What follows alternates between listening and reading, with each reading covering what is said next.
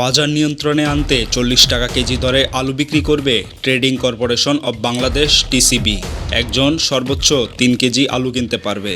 বুধবার এ কার্যক্রম শুরু হবে বলে এক প্রেস বিজ্ঞপ্তিতে জানানো হয়েছে।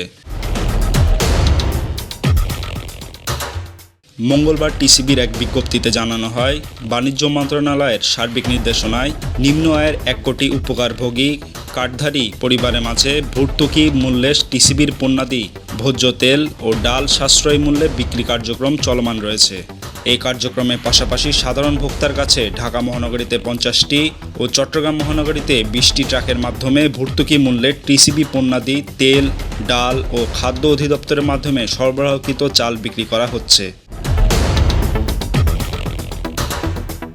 আর এই কার্যক্রমের সঙ্গে বুধবার থেকে ঢাকা মহানগরীতে ভোক্তাদের জন্য জনপ্রতি 3 কেজি করে আলু বিক্রি করা হবে। প্রতি কেজি আলুর দাম পড়বে 40 টাকা।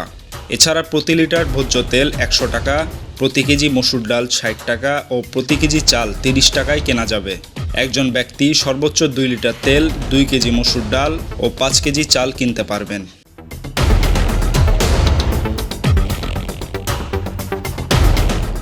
ডেস্ক রিপোর্ট, সবুজ বাংলা।